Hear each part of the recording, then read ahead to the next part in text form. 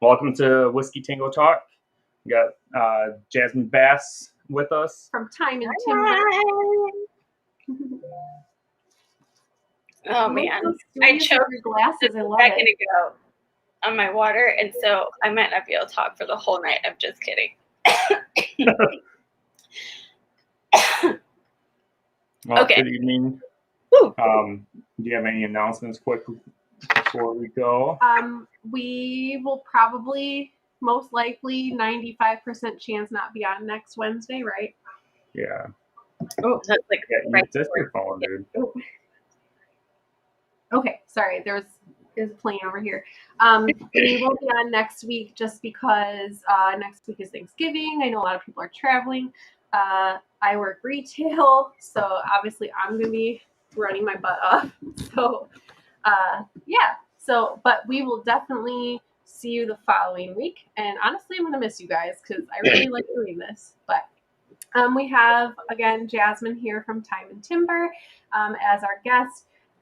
She is the admin of the Self-Sufficient Quail group on Facebook. And there's a lot of really good information in there. Jasmine's doing an awesome job, like getting conversations started. And like, I'm learning so much. Like, I know quite a bit about quail, but I definitely want to learn more about being like self-sufficient. And there's a lot of really good ideas in there. So, including talking about cleaning utensils. Oh boy, that was a topic. It sure was. But yes, thank you to Jasmine. And then, of course, thank you to Verna, our moderator. She is always on stuff like a ninja. So we'll get started because we're late already. So I'm sorry. That's it. You're next. You're up. I'm up. You're I'm up. not. I don't have anything. Okay. So now you have something. Oops. Sorry. So, Jasmine, I guess, I'll start the slideshow or whatever. Yeah, sure. And then, well, that's not really what I wanted. There we go. Not like that either. Oh. Sorry. I don't want to do this without doing this. All right, here we go. Okay, so just to preface a little bit, quail was like a back burner thought, like totally random thing. So this is kind of my story of we are homesteaders, self-sufficient people, but we are like super huge on repurposing or reusing, recycling stuff. So I got quail before we thought about building anything, right? So that's just how I roll in a lot of things in life. Get the animals first, and then like, oh, what are they gonna live in? So talking with my husband, we kind of had this idea. I over-romanticized the idea of a homestead. Just that's what I do. So it's like, I want an aviary, and it needs to be so big and so long, and that'll do. Because I started with like 24 chicks that we hatched. So this is what my husband's like, okay, I have an idea. You have all this pallet wood that you found. We're going to use some railroad ties. I have an idea. So I kind of let this be his brainchild with just some thoughts in it. So we got this all built up. My husband surprised me because I was not expecting an aviary. I think he measured it out to be like 9 foot wide and then something like 24, 25 feet deep or long, whatever you want to call it. So did the structure there, and we used all this material that we had around our house. So we also built our house with a lot of reused materials, repurposed materials. And so there's like 2x4s and pallet wood in the wall. So that's kind of what we did. We decided to do like a half and half with our living space for them. So they had half of it completely covered, 3 walls of protection plus the roof, and the other parts open. And we did like 1/2-inch hardware cloth all over it. And I am a girly girl and I like pretty things. So right before we put the hardware cloth on, I was like, I hate that we've got all these different color wood. I really want to paint it. So I went to the hardware store. I got some outdoor exterior paint, and I painted everything white. I painted my door green because we got stuck with this roof. So the roof is repurposed. We like pulled it off an old house that was going to get demolished and put it on the roof of our house. And everything that we've built has the green roof. So did the green, but it's just been really cool to see the transformation. So that's kind of what it looks like when I'm standing in my garden. And my husband's big thoughts, we got silkies too this year. I don't know. They're probably not going to stay on our homestead, but that middle part right there is the silkies space. And then, little holes and stuff. We made like a little hobbit house for them. And the structure went from like the aviary to, I knew I wanted grow out pens, but I needed a tiny space for the silkies. And then we also have rabbits. So this is kind of like the whole, it just keeps going with what my husband had planned. So the part with the ladder is where our rabbits are now currently, and it's been cool. So this is a long process, but that's basically what we did. And I think you can probably go to the next slide. Yeah, so I do get to use power tools sometimes. My husband's like, here, you can do stuff. So these are our rabbit hutches. My original rabbit hutches were, again, part of I got the animals before I had a structure for them. And they were rescue rabbits from butcher that happened to be pregnant, and the lady couldn't do it. So I took in a bunch of does on the 4th of July, like 3 years ago, and told my husband, we need to build something for them because they're in these little pet cages. So I wanted to upgrade because, like, I'm kind of one of these people who the more you know, the better off you are. Like, you just keep doing the best you can. So they now live in condos, and that's one of my does. And we built condos based on some YouTube videos we've watched, giving them some space off of wire. That guy's a turd. He's a turd. He's a turd. But he's so cute. And that shows kind of like they have their hidey spaces and they can have their hay. He just ruins everything. And then they're like the double decker. So it's just been kind of a cool thing to be able to improve upon things and keep it structurally pretty. And I didn't get a picture over to you, but I have them labeled like apartments would be or condos would be. They're like doe 1, doe 2. So it says D1, D2, D3, D4, and then the buck ones say B1 and B2. So because although I named them, my husband and I don't call them the same name. So I'm like, did, D2 do well for you, whatever. So it's just kind of fun. But they are really enjoying this new structure, and it's just kind of part of the whole homestead thing. But now we can go back to Quail. What was this photo? Okay. So that photo is where we have our chickens, and we had ducks. I am not team duck yet. Maybe Dale can convert me back, but I had a really bad experience with all male ducks. But so now that's where my geese, turkeys, and bigger laying hens go for bedtime. Okay. Whoa, we're going cyber fast. Sorry. No, you're good. I was just trying to skip to something that's more, before we get to the good stuff inside the aviary. Right. Yeah.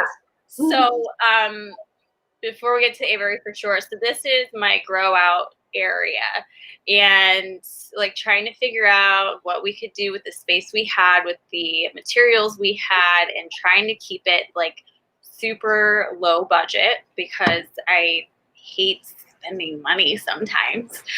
So anyway, this is all still the free or repurposed wood that we had.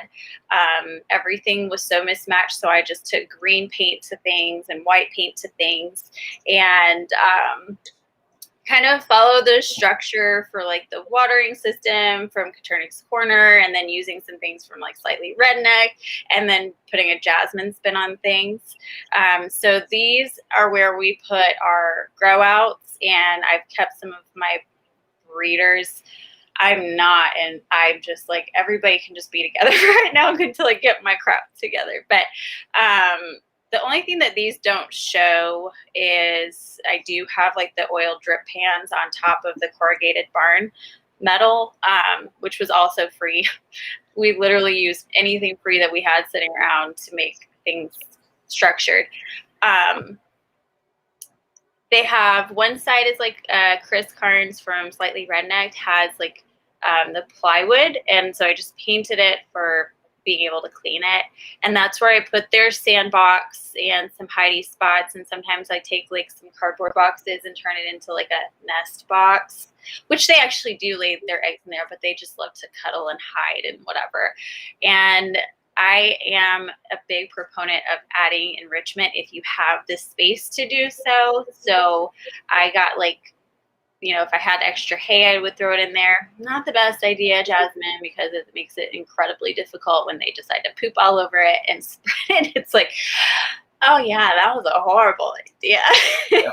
They love it though. They love it. Yeah, I made the same mistake. They were so happy though. It was kind of worth it. Yeah, so it's fun to watch them. A couple of things that I might have changed, or just like a thought process with this, is I am tiny and very short, and my husband is a foot taller than me, and so when he built it like, you know, Luke can, like when I stand up to the third tier up on the top, I'm like, hi babies, I can't see you, I have to get a stool. So that's where that antique Costco like stool, I painted that and matched it with everything because I love being matchy. And you can kind of see the bucket system that I did. Like we just have it on like L brackets sitting up there. I filled that up with the hose. We ran out of height because of not planning well. So it's all been an adventure, but I actually really do love them.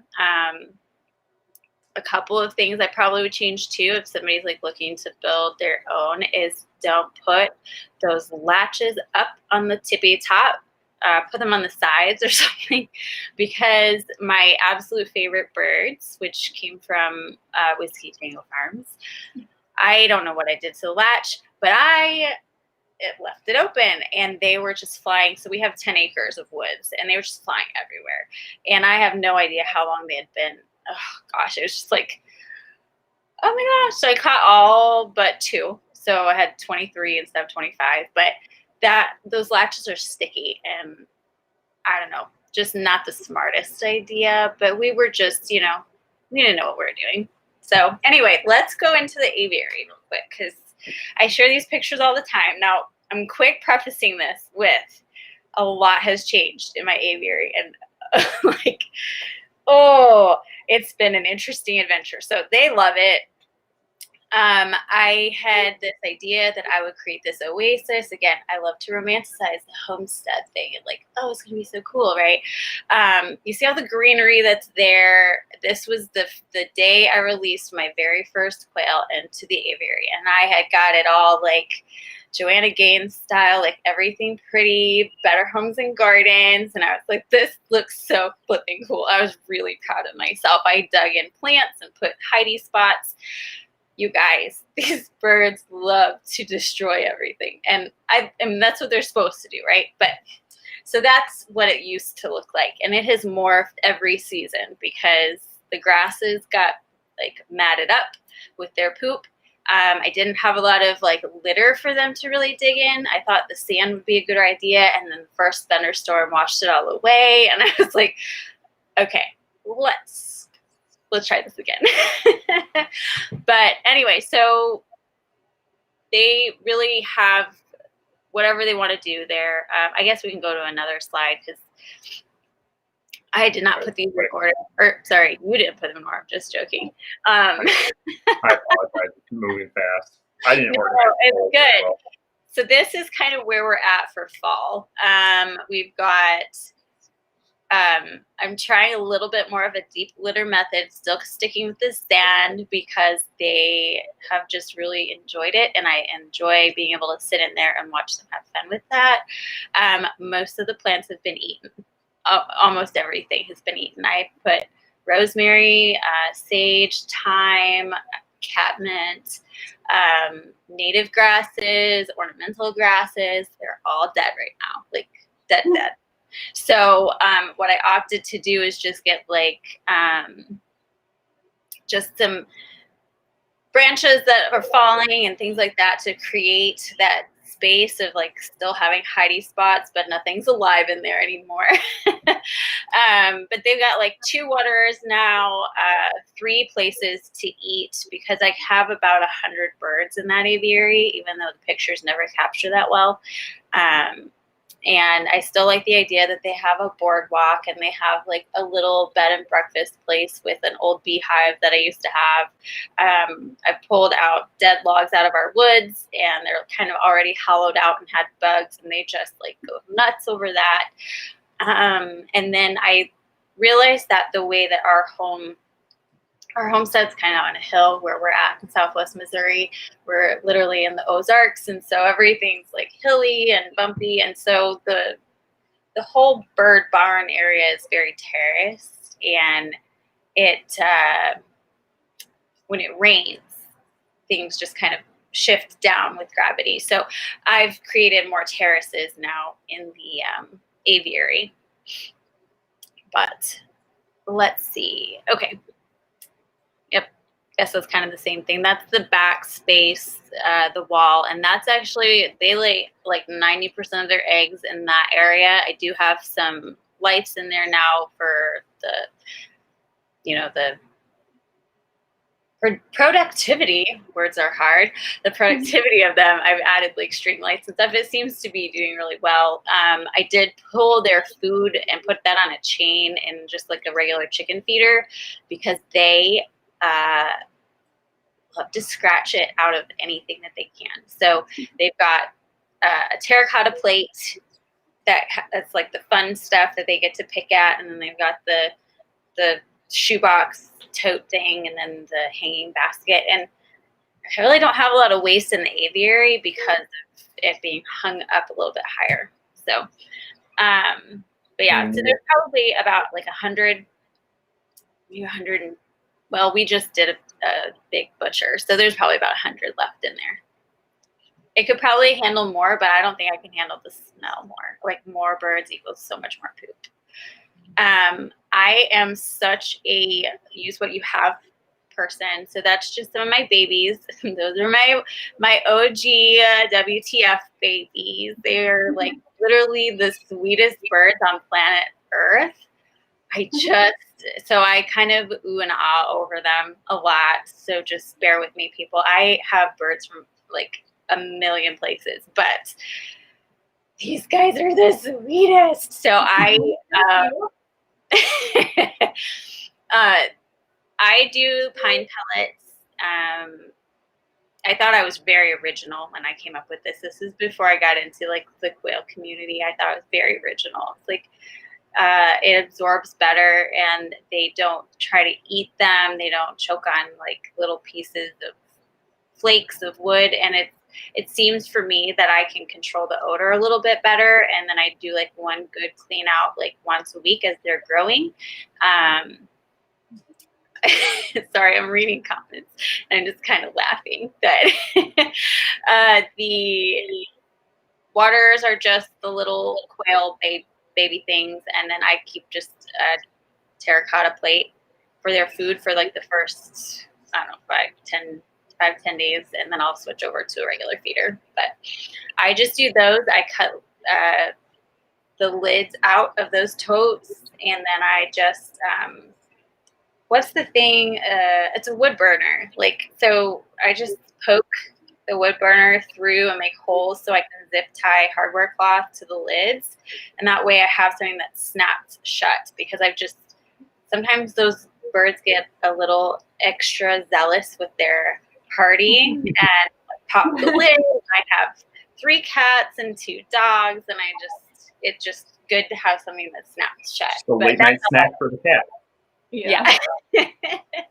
So do you have a problem with them kicking those pellets up in their water and food, or are those like a little bit heavier that they stay down for you? So I have a problem with them doing that in the regular size chicken water, like the chick waters that you put marbles in. And I don't have as much of an issue with this. Now, when they get a little bit bigger and they do start scratching and like really kicking stuff up, I actually have like a little metal, I guess it's like a desk organizer thing that I turn upside down and set on top of it. So then they climb up on there and drink their water and then they come back down. Because I did find that as the older they get and they get real crazy and they like try to dust bath and whatever they have in there, it definitely gets in their water. So. All right. Next, I believe, is the incubator. Oh, yes. The Frigidator. So this has been an interesting project. So this is the what we bought. So it's just a marketplace thing, and I love aesthetics, right? So my house is like a conglomeration of like old barn looking stuff and lots of black metal, and I was like, oh, this would look cute in my house and I won't have to feel like I'm looking at an ugly incubator. So cleaned it up. It just was like an old pot fridge that this guy, he's an artist, and he was using it to keep his sculptures from like getting any dust particles on it. So he was just using it as storage, and he was moving. And so I got it for like, I think I paid $30. I don't know if it's 30 or $40. And so we gutted it and turned it into an incubator. So I have a couple of photos of like what I bought. I did talk to Brandon a little bit about like, we were kind of comparing what are you eating? Because you guys also have a similar project, but I love watching other people build things. So I grabbed some ideas from Coturnix Corner. I grabbed some ideas from my Shire farm with Papa the Builder and his refrigerators that he turned into all sorts of things. And I found a lot of ideas from like a really weird source that I probably wouldn't have looked up, but I was like, oh, well, it's still an incubator, was like reptile stuff. So I just kind of found a whole bunch of ideas and like word vomited on my husband everything that I wanted. It's like, just get what you need and figure it out. So we got these axial fans. They're like 5-inch fans, and my husband has talked me through his thought processes here. So if you look in the refrigerator, like we created this faux wall, like this cavity, and he decided to do something that had to do with the amount of air movement that the fans produce and how much it would push and pull. You guys, I am not the bronze or the brains of this. I just wanted the aesthetics and functionality. So I kind of let him do his thing, but basically he put these fans in. We had some aluminum sheeting, again, just a repurposed thing that we had sitting around. It was for a sign from an old restaurant that had like vinyl on it, and we just cut that up to make what we needed. Saved back where we already had, you guys, I'm like, I don't fit in the screen because you can't see how far my hands are going at a hand talker. And, you know, this is like weird to talk about, but okay, this is good. So I wanted to be able to tell myself that I don't need to hatch more than 360 eggs at one time. I really don't need to do more than that. So we kind of made it where it is a incubator first and then a hatcher second. So the first 3 shelves have the egg turners. And so we took what I had from my old Little Giant incubators, styrofoam incubators. I have already bought all these Quail rails and everything for them. So my husband cut off the cords for those and created these like quick connects for that. And then I could just set them on there. It just made it easy for me to pick up and put in and then disconnect and reconnect. And he was nice enough to think about the fact that I may not want to keep that forever. So made this. Brandon has some much better ideas, but you guys, I am like super cheap and I didn't want to buy anything extra, but I made a humidifier that fit underneath the cavity of our stuff and used the hole that was already there and the tubing that was already there. And we just created this from this guy who was making a humidifier for mushrooms. And so it's really similar to like the, what do you call it? The Inkbird thermostat. It's a humidistat, so it fits really well, and it actually has been working fantastic. It took me a little bit to figure out what works, but it has this tiny fan, you guys, like an inch. I thought it was, I don't read millimeters well, apparently, when ordering things on Amazon, but it's like this small, but it surprisingly does push the air through, and then it has the little ultrasonic atomizer. So that's actually worked out great. You can kind of see how we have things set up. My husband, because he builds houses for a living, understood how to do all the wiring. Thank goodness, because whoa, way over my head. Cannot. Nope. But funny story, what I wanted was a pretty box on top of my black refrigerator that hid all the cords. Couldn't find anything. We tried making it out of Kydex and it just wasn't bending the way I wanted it to, and I got really frustrated with it. So I was like, oh, I bought a whole thing of moon pies from Tractor Supply with their pretty little fall things. How about we spray paint this black, cut out the spots, and then you have a lid that pops up. You can access the wires. And he's like, yeah. So that's what we did to hide all the wires for the thermostat and the humidistat. And then everything just plugged in.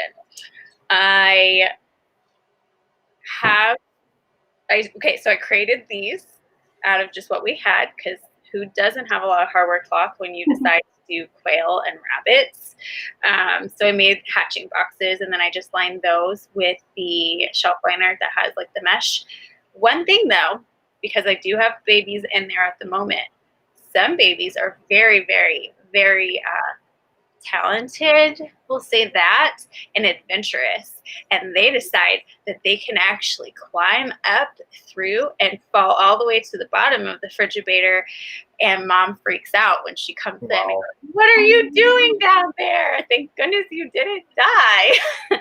So lids are going to be added to those after they're all hatched out. Here's my favorite photo. I was waiting for this one. Okay. So this was, I had a horrible, my little giant incubators, they were killing my birds. I just had a horrible hatch rate, and I was like, screw it. We're just going to put the next babies in here and just hope that they hatch. And so that's my cat, Tom Skippy. He is my little boy. He's a turd, and I love him. But he was real excited about our hatching babies. It was like watching a chick TV sitting there in the living room.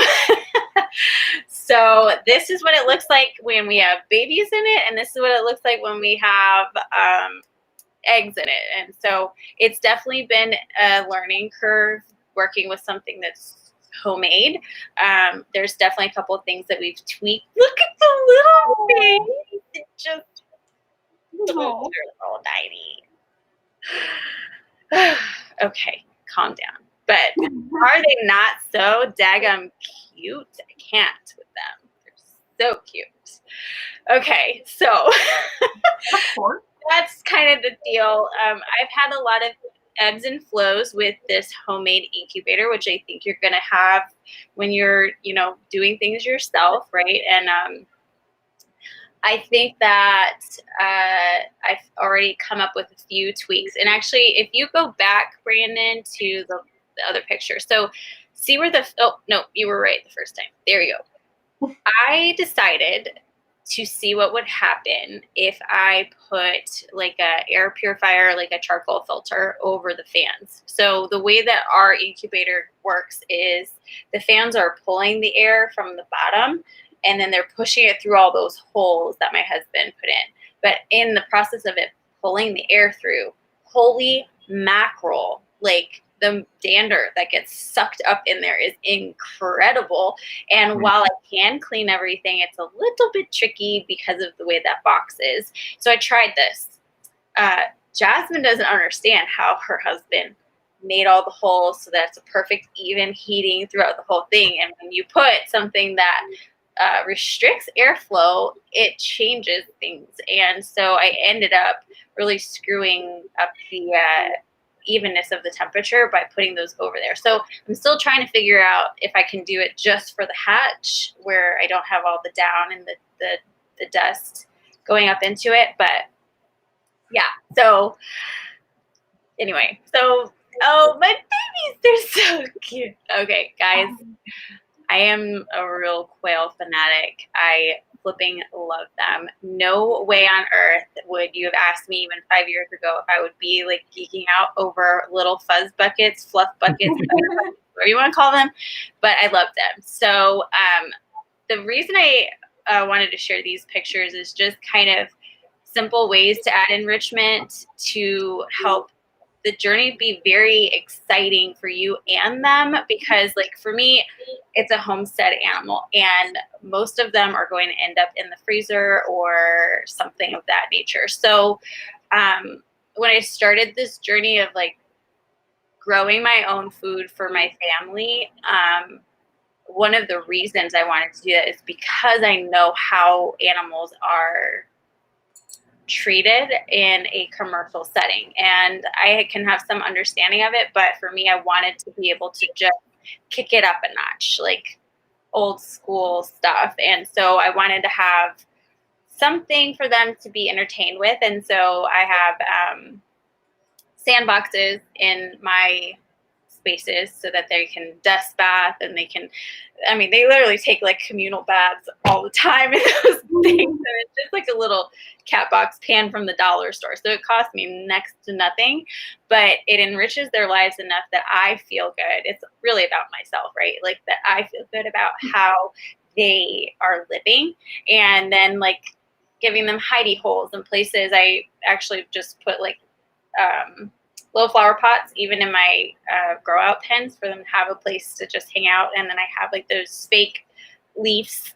They don't take up any space in their like walking ability, right? So I understand like if you've got a smaller space or you're doing them in like a smaller cage, and your floor space, your living square footage is important for your birds. So maybe a sandbox isn't going to fit in there, but you can do something where they can hide, and like they're so silly when they get to hide. It's just the funniest thing. So that's kind of what I was thinking when I was adding those things in there. So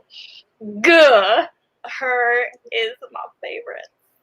I just love that bird. Okay, so again, I'm kind of gushing over my WTF OGs, but I just, aren't quail cute, guys? They're just so cute. Yeah. And I think one of the reasons I love quail is because I can have like this variety of colors and personalities and stuff like that, but like they all eat the same, and I can have my favorites and have pets and have things that I enjoy. Like I literally sit in my aviary way too much, right? And my husband's like, "Where are you?" I'm in the aviary, Nothing wrong with that.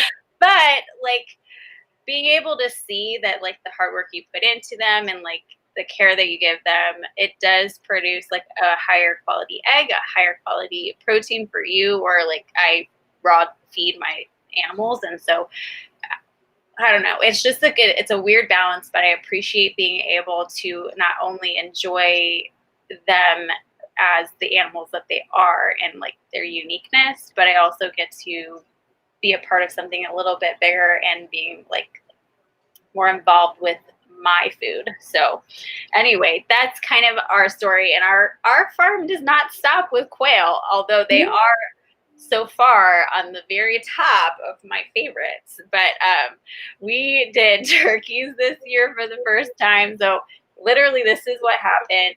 I don't know if you guys are on the app called Clubhouse, but it is a like it's just an audio social connection type of app, and I freaking love it. And so I connected with a lot of like-minded homesteady type people, and I started picking people's brains about turkeys. And so with turkeys came chickens that I didn't actually plan on getting, as well as geese came with chickens that I didn't actually plan on getting. I've always had geese on the farm, and they are turds, you guys. They are total buttholes, but they're gorgeous. We go back. I just have to talk about look at the cute. Okay, so the silkies have no purpose other than I think they're hilarious. Because like the little buff one, her name is Kevin. And they all have ridiculous names, but Kevin has a head thing like this, and she's just real special. She's just so funny. But I learned a lot about just the differences between raising all these poultry on the farm, and quail are very, very different. So like turkeys are very different.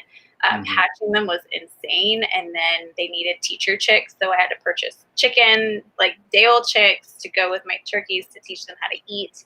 And they've been really hardy, but it was like, oh, I don't know if I can handle this. And then I like hatched these big turkeys, and then I went and I'm like, oh, look at how little the quail is. But anyway, so we have the geese are like a multi-purpose. They're supposed to be multi-purpose. At this point, they really serve zero purpose except for sitting and pooping in front of my door. They think they belong in the house. But yeah, I had 5. Actually, I had 6. We have a lot of predator issues, which is one of the reasons why the quail is just like a big deal for our homestead. Is it's just been way easier for us to protect them because I haven't had the mental energy to get a guardian livestock dog. We live on a very wooded space, and so we have coyotes, raccoons, possums, rats, foxes, skunks, like snakes, and wild dogs. People dump off their dogs at our conservation right that backs up to our property. So the geese were supposed to help be protectors. They're not. Oh no. They go. It's fun for ourselves, and that's it. But they are very fun and very talkative. So if you ever get a chance to talk to me on the phone, just be prepared to be rudely interrupted by my geese because they think that they need to be on the phone with you. But anyway, so that's basically what we've got going on our farm. This picture is kind of the before, like the first time I ever did anything with the aviary to what it looks like in the last time that I have updated it. The only change, so the only thing that I would say is absolutely have to have something like a mulch or a deep litter, letting them just be on the ground. They just eat all the vegetation so quickly, and the amount of poop that you incur when you increase the number of birds in the aviary is pretty overwhelming. So without having something where they're turning it in all the time, it just doesn't work to be the best for their like lung health and their just cleanliness overall. So a couple of things I tried from Tractor Supply or Orscheln, I don't remember which place I got it from, but basically it's like shredded hay and straw, like chopped straw and chopped hay in one side of it. And then I did pine bark just to kind of play around and see. And just recently, like in the last 3 days, all of our leaves are falling. And so I took my white and green broom and I swept leaves into the aviary, and they were just like so curious. They're like, oh, what is this? Oh, and you guys, so funny. And maybe you guys already know this, but like to me, they're just so entertaining. They just like run into it like a puppy dog does to a pile of leaves, and they just like dive in there, and then they're just floating out of it like popcorn. And it was just like, it's so good to just sit in there and watch them have so much fun. But yeah, so that's kind of my little quail journey so far. I did not post pictures of like our first butcher and things like that, but it's been a very cool, very cool. Sorry, hold please. I get all crazy and get hair in my eye, but so yeah, that's kind of our journey in a nutshell. Our goal with the quail at this point is to continue to try to have them as something that we eat for meals for ourselves and for our dogs. And then when I feel like I am ready to embark in helping other people add them to their freezer, I will probably do so. Life changes so much. And so right now it's just a resting time and focusing on like what's going on our homestead, and hopefully it can turn into something profitable. But I'm just really enjoying the process so far. So how's that for rambling for I don't even know how long? It was good. I love it. I love it. Oh man. So I think everybody else did too. We'll go through the comments, of course, but I am so sorry, guys, that you're going to be so far behind on comments.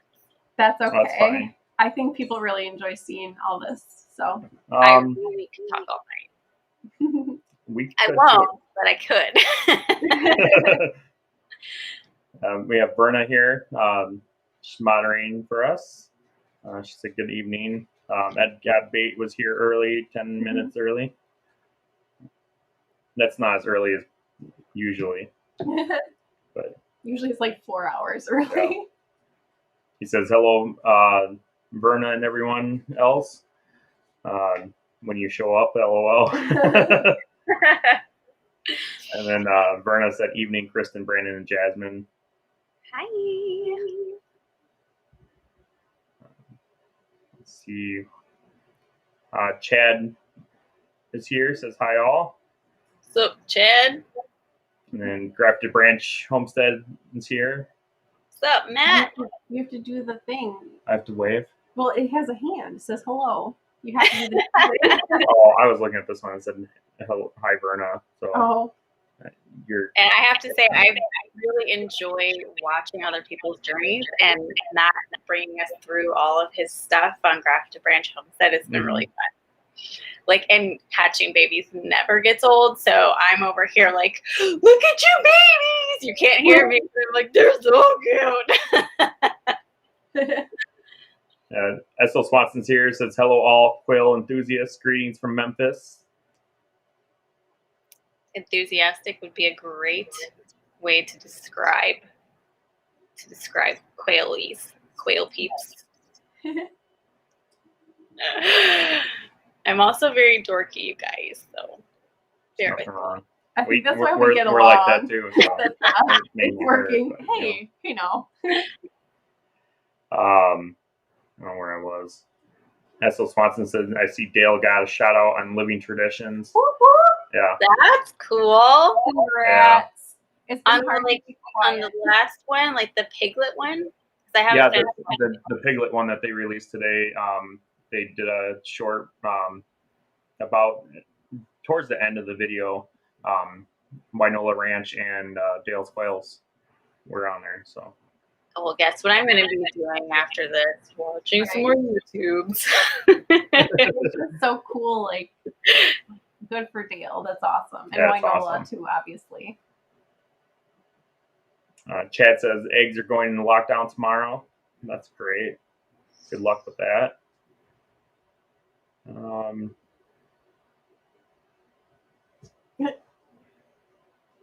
Sorry, I'm reading ahead.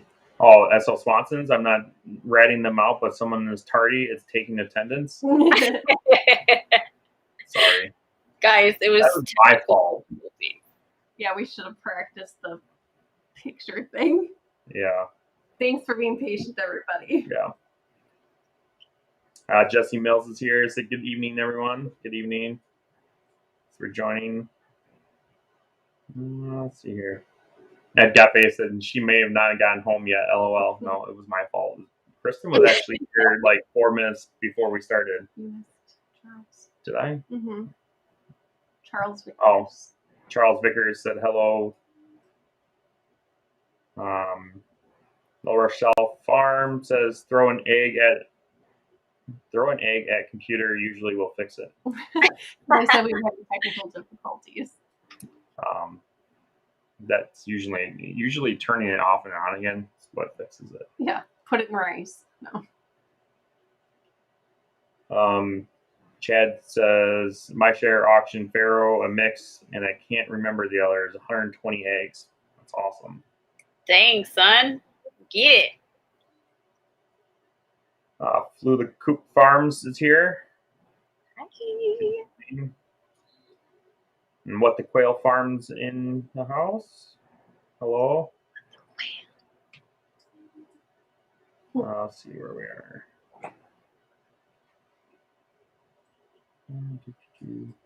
Jones from Southern Arizona. Welcome. Misty, I don't know what this says. Hi.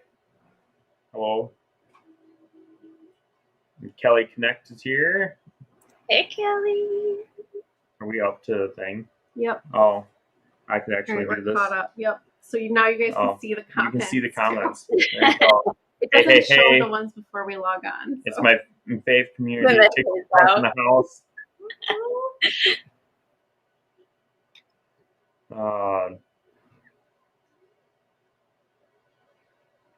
Yeah, WTF made it. Yep. You're welcome, Ed. Gary Miller's here. Hello from North Carolina, WTF, and to all the other Quail family and friends. Hello. Thanks for joining. Let's see here. Jennifer Myers says, howdy from East Tennessee. I didn't add a light to my babies until molting was over. Now I'm getting one double yolk every day. In the past, I would get 1 or 2 a week. Is that normal? I'd say so. I don't know. Anytime that they first start laying, ours always get double yolkers or egg within an egg. Obviously, the double yolkers is way more common. But what about you, Jasmine? I only have a couple girls that will do a double yolker when they get started back up. But to be fair, this is going to be my first cold season going into with the quail. But I have one girl who just consistently lays double yolkers, and I feel so bad for you. That's a really big egg, but you just boo. Okay. So I don't know. I haven't had enough experience to say whether I can see it happening. So, if it has anything to do with reintroducing light or whatever. I have no idea. Johnny's here. Says hello. Welcome. Hi. Anne says hello. Welcome, welcome. Tamitha Trinity Game Birds is in the house. Ed got bait and says, is that reclaimed pallet wood? It is. That's pretty cool. Gives it character. I like it. Yeah. I am all about reclaimed everything. So. Yep. Yeah. I like to reuse and reclaim. I mean, our barn was majority of that. So scrap. Yeah. I really went to the junkyard and picked up the roofing and stuff. So yeah, I'm all for it. I mean, sometimes it takes a little blood, sweat, and tears, but man, it just feels good when it's done, when you can be like, look at what I did, and I did it on a nickel or a dime, Yeah. So yeah. Grafted Branch says, how cool. Thanks. Dale Quails. Good evening. Dale's Quails. Good evening, everyone. Just listening. Super time. There's supper. Oh, wow. I can't read. Super time. Supper time. Supper what? Must be really, really good. It's super. Yeah, he says he normally eats supper around 7 or so. Yeah. Otis is here. Never call dinner supper. My mom calls it supper, but she didn't call that supper until she moved to Missouri. So now she's like, oh, we're going to have supper. I'm like, what's that, Mom? It's dinner. Dinner, yep. Otis says, hello, everybody. Lucky in Kentucky. I like that.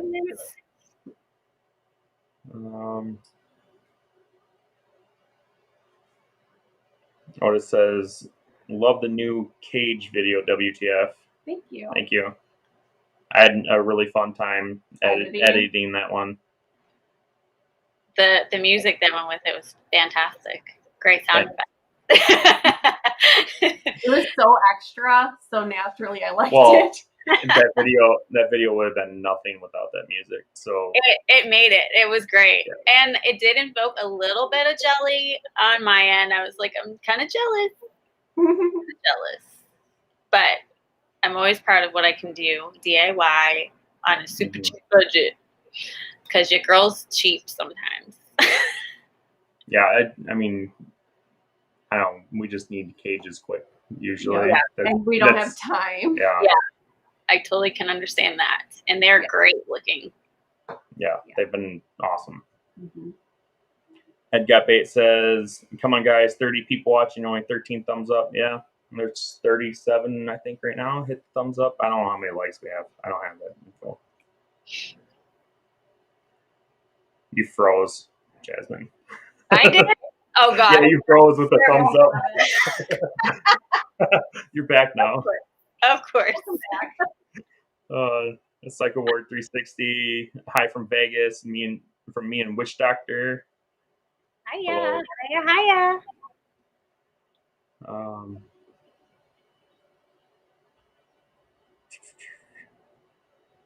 Charles says, like the reused material, but been using a lot of cull and sawmill boards.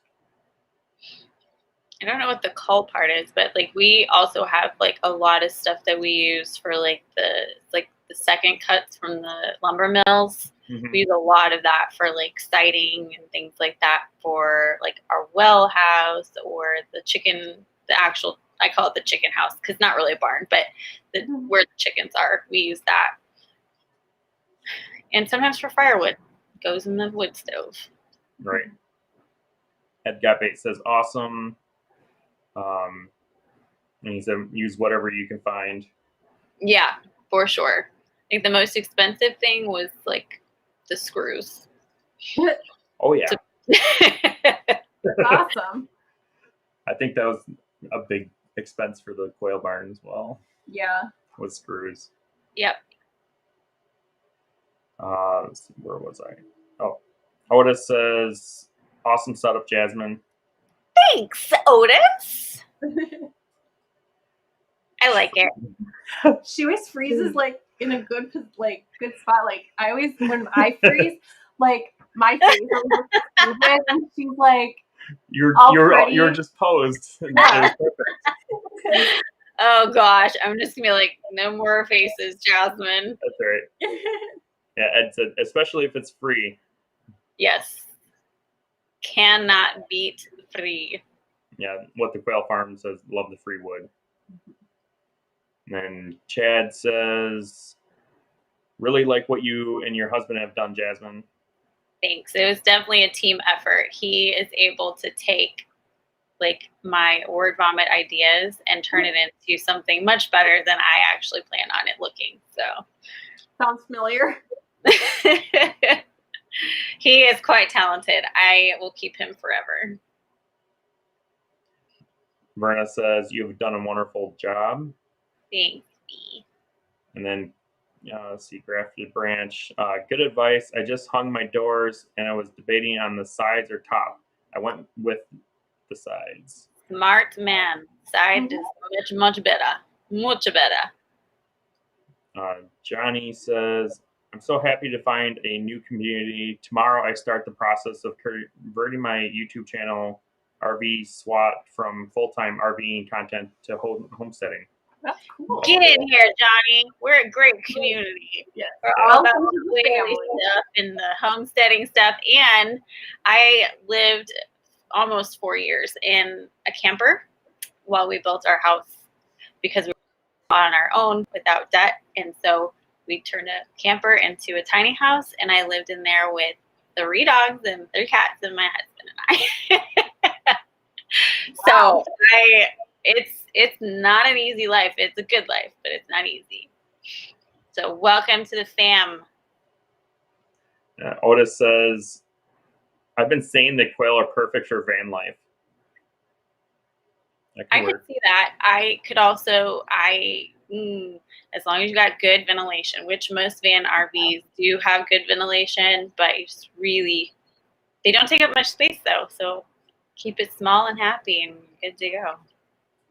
Yeah, Otis says the single bin from hatching time with 5 quail would fit in a van RV. Yeah. That'd work. Grafted Branch asks, how many birds do you have in the aviary? So that big aviary we originally built for 23 birds, but it has about 100 now. It's had as up to 120, and then I do a lot of rotating. But yeah, there's now at the moment about 100. That's how quail math happens. Oh, it's real. Quail math is real. It is. Mm-hmm.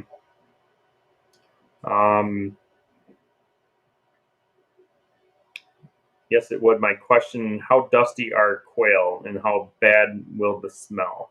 At Yeah, RV. Quite dusty. Yeah. Mm-hmm.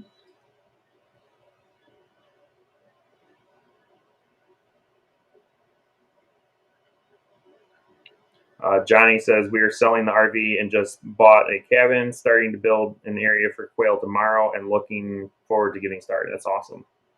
Sweet. Well, good It'll be luck. fun to watch your journey for sure. Yes. If you haven't gotten eggs, you can hit Whiskey Tango Farms up. Yes, whiskeytangofarms.net. Shameless plug. Ain't no shame in the game, yo. Yeah. SL Swanson says, so Brandon raises sweet quail? Yeah. I say so. I mean, they're not all super sweet. Some of the boys are turds, but they're mostly all sweet. Crafty Branch says, pine pellets, never would have thought that. I'll have to look for these. So I actually started by getting like the hardwood pellets that you put like in smokers, because I didn't even realize that there's pine pellet stall bedding. And then I was like, oh, it's much cheaper to buy the stall bedding at Tractor Supply or farm store or whatever. So if you can't find that, the hardwood did work well. It just doesn't quite absorb the wetness of the poop as well as the pine. I was just thinking, because like when I saw that, it reminds me of that yesterday's news, like cat litter that people use. It seems similar, maybe like absorbent. It's very, very similar. It breaks down very similar as well. The main reason I decided to go with the pine pellets though is because I can turn it into a really great compost that has a lot of like aeration for the garden. So not that you couldn't do that with the yesterday's news or the newspaper pellets. Mm-hmm. You could definitely do that. It would break down a little differently, but the wood is more natural. Yeah. What the Quail Farm says, Jasmine, do you save the quail droppings for your garden? You bet your button I do. All those poops go straight into, we have a couple compost piles. One is just kind of cold compost. It takes a long time. And the other one is a hot compost that gets turned. So depends on what I can do. Sometimes they get heavy and Luke has to move stuff. So I'll just fill a big old gorilla cart full of poo. Between the rabbits and the quail, there's a lot of poo. Yeah. Mm-hmm. Jennifer Myers says, Jasmine, you are great. Most of my brooders and cages out of free old barnwood. Awesome. That's so great. And thank you for the compliment. Brooke says, howdy y'all. Excited to be here. Hi, Thanks Brooke. for joining. Otis says, I love this incubator. Thanks. I will have more updates on it after I finish up this hatch. And I wish I had taken more notes, but overall, I'm pretty happy with it. Ed Gepe says he's making one out of a wine cooler. I actually think the wine cooler would be even better. Even better. Frank Kimball's here, says, hi, WTF, Jasmine, Verna, and everybody else. Hello. Hello, thanks for joining. Where was I?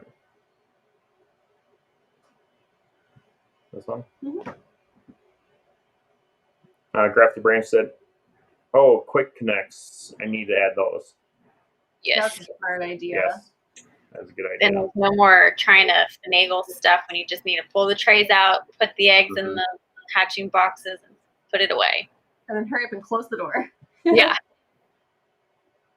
Frank asked Jasmine, "How long have you been into quail?" I'm a quail noob, yo. It literally started from a conversation I'd say probably February, and I really had no intentions of starting quail this year. I just happened to be bartering with some of the turkey poults that I had, and somebody was like, well, I'm looking for turkey poults. I have this and this to barter. And I was like, oh, quail eggs. Can't be that hard. And with some quail eggs, I went and bought a little, the quail rails to go with my little giant incubators that I use for chickens and ducks and geese and turkeys, and shoved them in there and had no idea what I was doing, did absolutely no research. So here we are, a much better educated person from February. I'd say you are doing really well, so good for you. Thanks. Grafted Branch says, "I'm saving this stream for my next incubator ideas." Awesome. You can always just send me a message on Facebook too, and I can send you what I got. Otis says, "Fan size matters." I think it was the comment to your little fan. Oh, it does.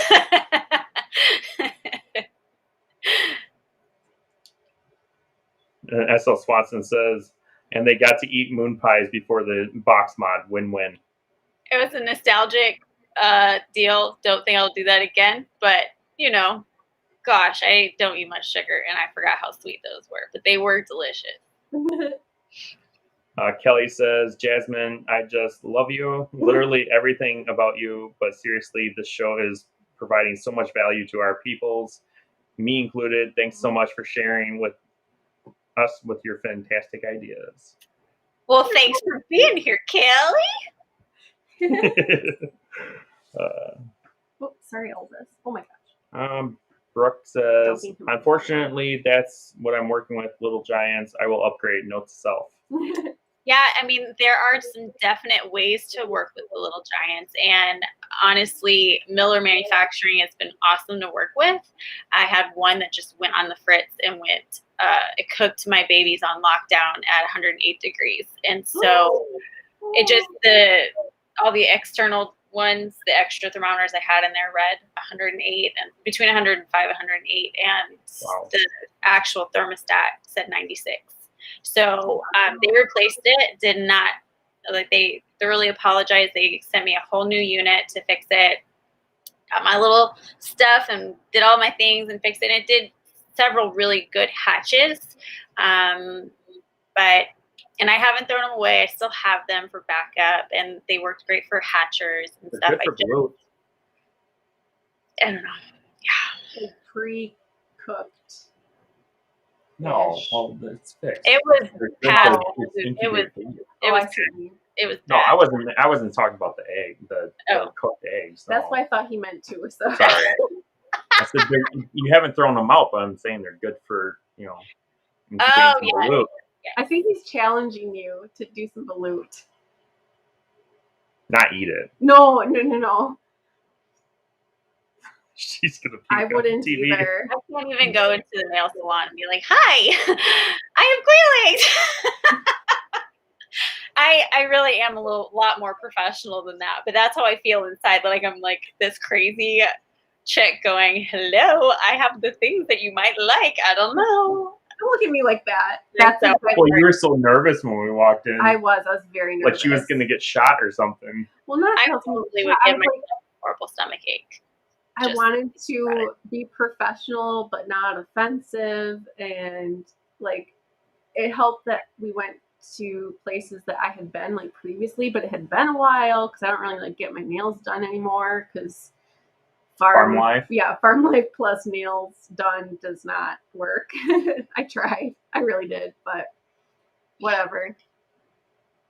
S.L. Swanson says, "Taking notes. male bunny, turd.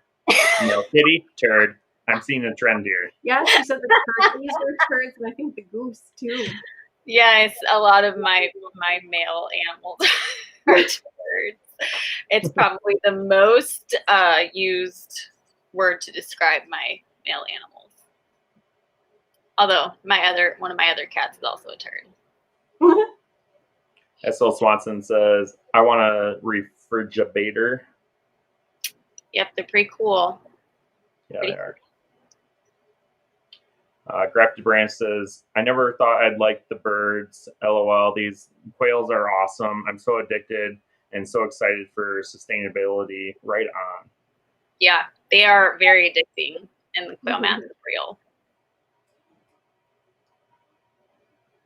Kelly says, oh my gosh, the quail nerd shirt. Yeah, baby. Yes. I have my sweatshirt sitting over there in the closet. I was going to wear it, but when I get nervous, I sweat a ton, and I was like, I can't. She has a bunch of like Christmas stuff. I'm like, oh, I shouldn't buy it, but I really want to. What are you doing? He's destroying the couch. Here, go up here. Moonshine. You're famous. He's purring. You know he's purring. Aww.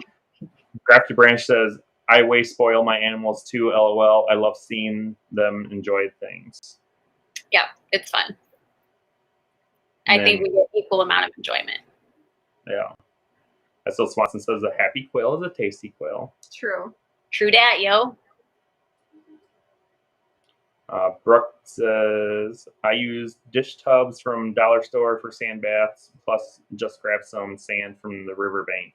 Cheap, cheap. Get it, girl. Absolutely. Dollar store tubs are my faves. Yep. Now, I could go down to the creek because the sand that I purchased says that it's Ozark sand, and I have that 2 miles down the road. Yeah. I mean, I just went in the backyard, so. Mm-hmm. Well, that's because Wisconsin is just so sandy, especially central Wisconsin. Yeah.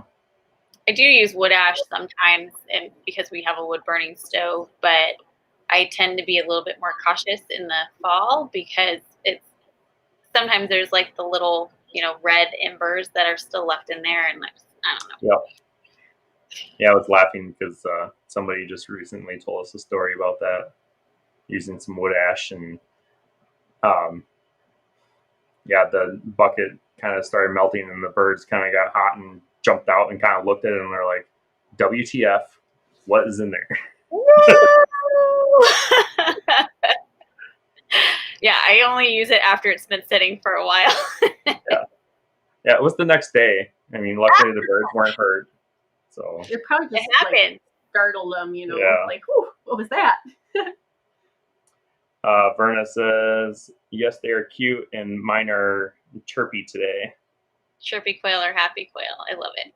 I love all the different sounds they make. Like when we go to swaps, like old men, for some reason, are always like, do you have any Bob Whites? We're like, no. They're like, they sing pretty. Verbatim. Every old man, like, always says that. And I'm like, but listen. And then, like, we'll play a video of, like, because they make those, like, little cricket chirps. And then they do the, like, yelling thing. And, yeah, I'm like, these are so much better.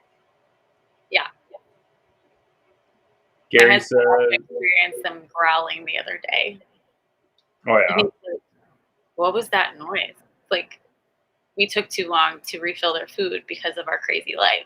And because they all need space. So they get some food, they get some food. We just spread it all over the place. So we eliminate the growling. Oh, they're so funny. Yes, quail nerd for sure. It's the best.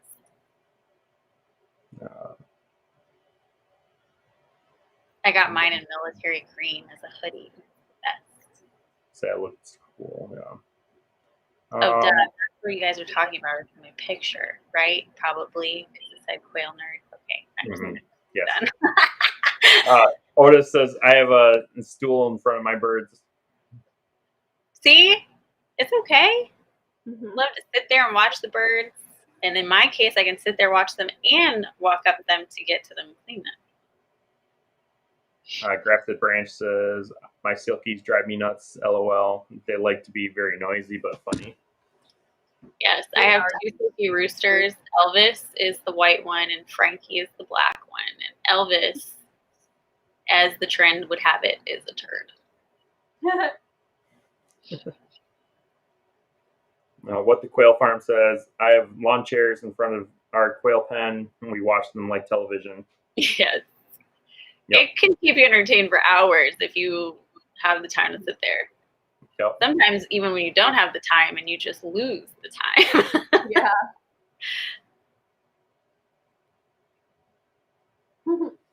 Essel Swanson says, with quail, you can literally play with your food.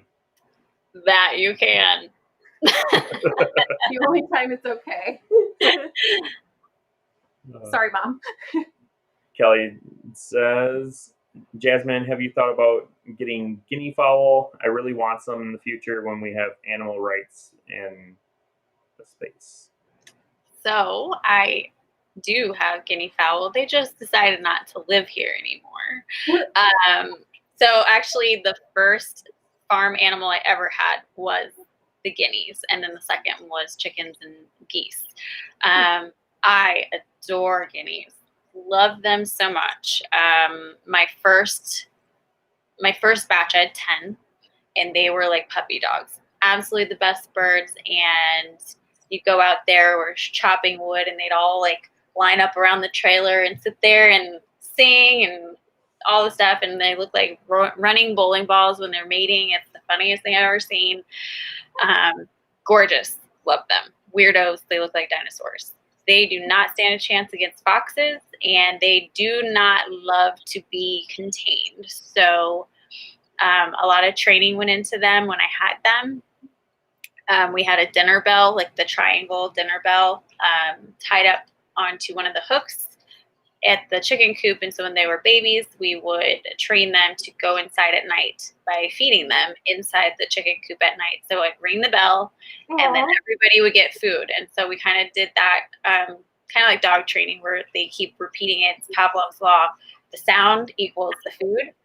And so they were the best. But then the following spring, so I had them about a year, and then the following spring, foxes ambushed in a team, and they would chase the guineas into the woods where they couldn't fly, and then they would kill them. So foxes are sly, and that's part of why I needed another type of pretty bird, because I just am not a chicken person. I mean, they're cool, but they're not as cool as like guineas or quail. So I tried again, but I didn't have the time to train them, and they would fly away, and they would go across the street to the cattle farmer, and they'd hang out with cattle. And then they finally decided that they would go live with the grass is greener on the next door neighbor's acreage. And I still hear them, but they decided to live in their barn instead of mine. So I'm like, fine, whatever. Like, you do you, as long as you're happy. But not a city animal whatsoever. Do not get them. Yeah, Otis says, I could never do guineas for the sound they make. I loved it. I do too. I love it. I think it would drive him nuts because he hates loud things. Oh, but like when we get more I love Mr. Peacock, because Mr. Peacock is going to be loud. Yeah, I know. Yeah. The race is on to find land because our neighbors are not going to like pave. Yeah. Sorry, that was a long-winded question or answer to your question. That's fine. Verna says, that sounds like a riot of fun. They are like a riot.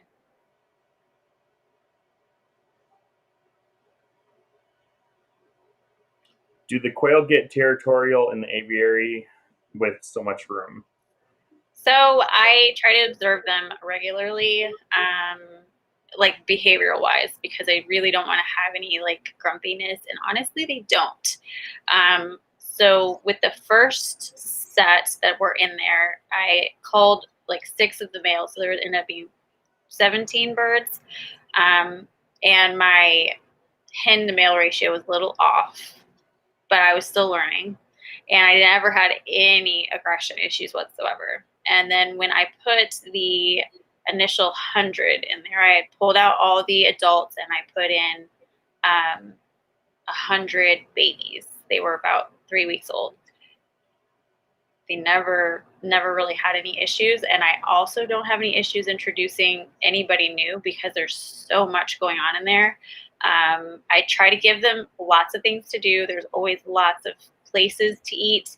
So I think the only time when there's like issues that I've noticed, and I'm just trying to like rack my brain, is either they're already turds and they just want to like start stuff, or they like I messed up and went out there like an hour after they decided to eat all of their food, and I'm like, oh, that sucks. And so just to avoid that, I just make sure that I take handfuls and I just throw it in other spots so everybody gets a place to scratch. But honestly, I haven't had any issues with them having so much room. So I think it's like if you have either a copious amount of room or keep them nice and crowded. I don't know. Do you introduce them like at a certain time of the day, or does it not really matter? You guys, I try to be a rule follower, but sometimes life causes inconvenient situations where Jasmine goes, well, you just go in there, and then I throw like leaves on top of everything, and then they're like, what just happened? And they don't even know that another bird is in there. Bye, Nat. So I don't do it at night. I've done it in the morning. I've done it at night. I've done it in the afternoon. And normally it's like 2 or 3 birds I'll just like throw in there real quick, and nobody's the wiser. Like now, if I try to do that into like the grow out pen, I'm pretty sure they would notice. Then I would have to go through, put them in a box, give them some minute, and then put them in there together. But the aviary haven't had that issue. Interesting. That's yeah, awesome. it's really weird. Esso Swanson says Jasmine bleeds enthusiasm. Love it. Yes, me too. I love it. Crafty Branch says, thanks, been so much fun. About his journey that he was sharing. That's awesome. Ed got bait. Jasmine, very nice ideas and set up. You are super enthusiastic, but that's a good thing, and dorky is not a bad thing.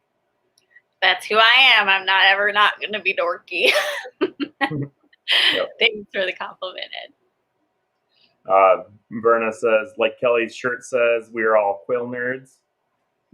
Yep. I'm proud of it. Yep.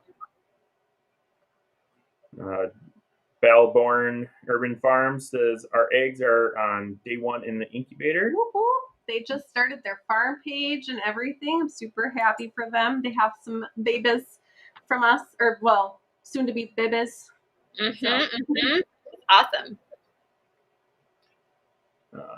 Ashley says, patiently waiting for my eggs from WTF, but at Fond du Lac Swap to hatch. My kids are literally telling them to hatch already. Oh, that's so cool. cute. I love updates, so send us pictures.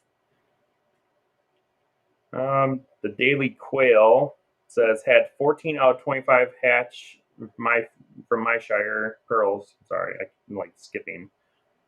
New incubator and 2 separate thermometers were almost 2 degrees different. They are beautiful though. Wow. Incubators are so tricky, man. Sometimes Yeah, they are. you just have to. They're turds. Yeah, they are. You guys, I say that so much, and my mom is mortified. She's like, "You are not supposed to say that word." I'm like, Mom, I'm in my 30s. I can say turd and butt if I want to. Brooke says, question, what do you find to be the most meticulous aspect of RA? Sorry. I don't know. Maybe just like homesteading. Right here. Maybe it's this. What do you find the most meticulous when incubating, keeping humidity up, or heat spot on? There you go. Well, from my experience, mine's always been the heat.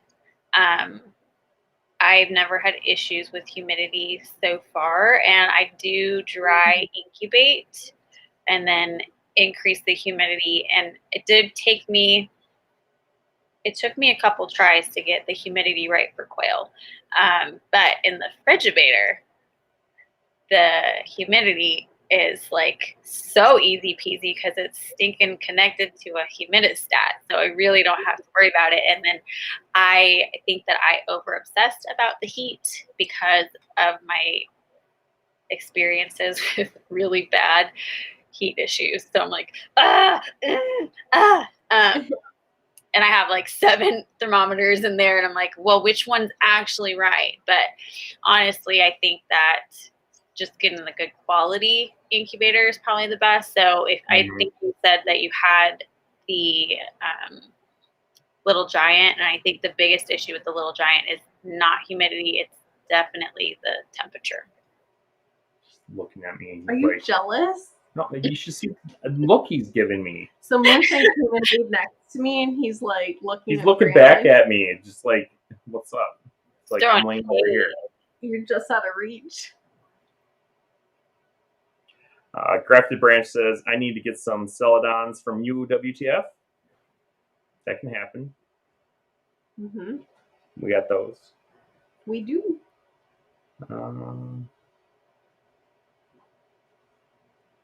Charles says, "S.L. Swanson, Mama Rydnick tells me you want my barn plans."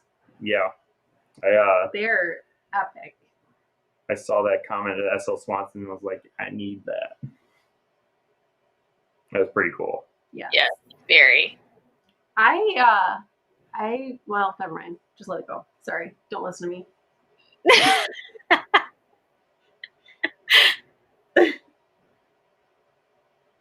What the Quail Farm says, for us, it's humidity.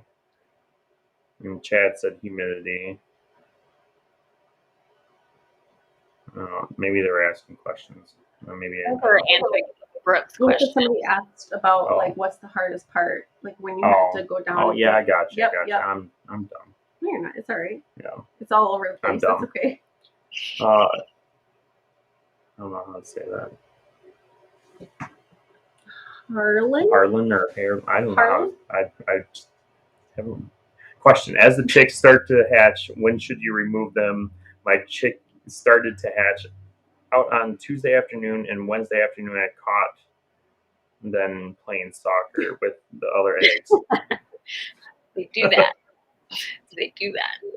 Yeah, they can be up in there up to 72 hours, but we recommend 24 to 48. And don't be like too concerned about them running each other over and stuff. They don't really seem to care or mind. I had one. It hatched way too early, so this is why I still have to figure out my incubator a little bit, make sure that's good. But hatched way too early, and it was completely by itself because I have the dividers and all of the hatching baskets. And then when finally, like 26, 28 hours later, another chick finally hatched. It, as soon as it popped out of the egg, it grabbed it by a head feather and just ran around in circles with it, and there's nothing I could do about it. I was like, oh no, it just hatched, give it a chance to rest. And I had to shut the door out of the room because there's nothing I could do about it. And I was like, please still be alive when I come back. And it was completely fine. So they are very resilient in that incubator. It's cringeworthy, but they're very resilient. I always get a kick out of them when you have one that's like pipped and it's sitting there like kind of peeping, and the quail are already out, like go over and like peck at it. Yes. They're like, come on, dude, come party. Yeah, they're ready for buddies. Yeah. Randak Quail Farm, does anyone sell balut? I just had an order for 15 dozen. What's a fair price? It really depends on the area. Start high, go low. So, $1 a piece, I would start at. If they bark at that, just go lower. But I know people that do get some of that. But Verna answers at 50 to 75 cents an egg. There you go. So start there. Charles says, used to haul cheese from the underground in Carthage, Missouri area a lot. Carthage isn't too far from me. It's west of me, about 2 hours. hour and a half. About an hour and a half. Brooke says humidity myself using sponges and cut and set in channels helps. Yeah. Harlan Cooper says shout out from De Pere, Wisconsin. Hey, hey. Hello. I believe that's the guy that we talked to at the Black Swap. Which one? Wisconsin, yes. She's making fun of my accent. Yes. When I get done, Luke's going to be like, where are you from? Wisconsin. Sorry, guys. That's right. It's okay. We Jesse Mills says, wanting to get everyone's opinion, my mother-in-law came up with the question. Q is for Q quail. is for, wow. You've been on YouTube too much. For a business name, I like it. Not sure what sounds better. Q is for Quail Farm or just Q is for Quail? Oh, Q is for Quail Farm, or just Q is for Quail Farm. Oh, okay. I don't know. I like the first Q. one better. I like the second one. Okay, I like Q is for Quail Farm. Q is for Quail Farm. All right, that's the winner. So you be like, Q is for Quail, and you put farm underneath it.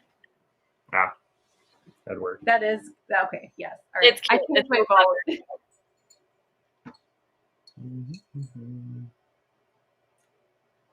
Chuck is here. It says, love your enthusiasm, Jasmine. It's so great. You love what you do, and it shows. I do love this, and I'm glad it shows. I do the same thing with beekeeping because I teach beekeeping classes here in the Ozarks, and that's cool. That's awesome. I ooze and bleed bees too. Wait, so honey? You bleed honey? Mm-hmm. Harlan wanted to know where you're from. From the picture, it looks tropical. Not tropical at all. Not tropical at all. Just in Missouri, and my siblings have a very tropical look. They have these cute almond eyes and dark eyes, but nope. My dad's black, my mom's white, and I'm born and raised military brat in the United States of America. America. Oh my gosh, you're all about this. Roas says, great inspiration for all. Fun show. Good night. Good night. Good night. Canada. Oh, Battleborn says, we live in our fifth wheel. When we moved, and we had 3 kids, 4 dogs, and 2 cats. Holy man. Yes, that is a camper full. Nice and cozy. It's doable. Yeah. Verna posted our website and Quail 101. Thank you. Brooke says, Jasmine, got to know your favorite color at the moment and why. I don't do favorites very often, but I'm pretty obsessed with like moody, deep greens right now. But really, I'd say it's black, and it always has been because it's such a neutral and it goes with everything and it's classy. I think you were asking your quail color though. Oh. I was thinking the same as Jasmine. I was like, why don't we just green because everything's white and green? But you're right. It should say color. That would make more sense. I was like, that's such an interesting question. I know I'm like so random, but I don't know. Okay, let me hold please. I gain my composure because quail color makes more sense.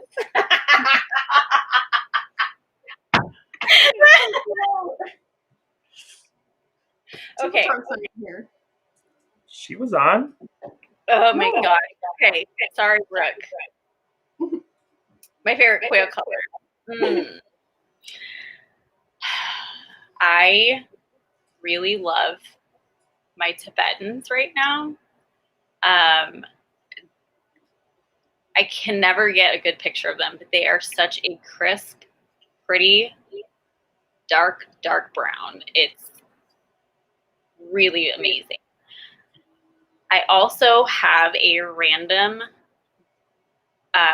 Manchurian-based sparkly that I got from a local guy and just random stuff. And I know that he has those, but I didn't know what it was for a long time. And she's pretty dang pretty.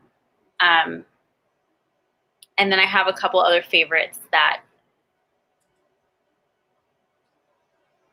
I haven't. Yeah, I have some other favorites that are in my bird collection, but I don't have a color name for them yet. So, but I really, really love the Tibetans at the moment. You guys, I know, I got it. I know, Yeah, Brooke said, "LOL, Quail, my dear." I just, you know, now you also know my favorite color. And if there is a quail that's a moody deep green, you know I'm going to be all over that. As soon as you said that, I was like, I haven't seen any green quail. Like, It's funny because I was thinking the same thing as Jasmine, but like everybody else was on like the correct page, and we're over here in some other book. Like, I can't wait to tell my husband that I told you guys my favorite quail color is moody deep green with like a real serious face. Oh yeah, you guys, this is Jasmine. Oh my gosh. Charles says the stall bedding pellets make good bee smoker fuel as well. Yeah, they do. Yeah, they would. Oh, my stomach hurts from laughing. Oh my goodness. Brooke my says face hurts. pellets make much more sense for composting and faster decomposition. Yes. And they really do absorb moisture way better than pine shavings, especially as they age and they poop like it's their job. Mm-hmm. Oh my gosh. Plus, I just have a real hard time getting refocused, but you already kind of have like the nitrogen and the carbon when you have the poop with those, and they break down into like dust. So it's a really great thing if you're going to be multi-purposing your bedding material and you're going to be using the poop anyway. So, oh guys. Brooke says, in February, my boyfriend came home with 5 chicks. It was all over. Yeah, you get it. Orlando says, hello, everybody. Getting chilly here in Phoenix City, Alabama.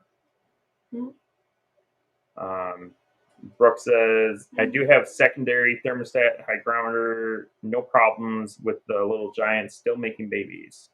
That's awesome. I'm so glad.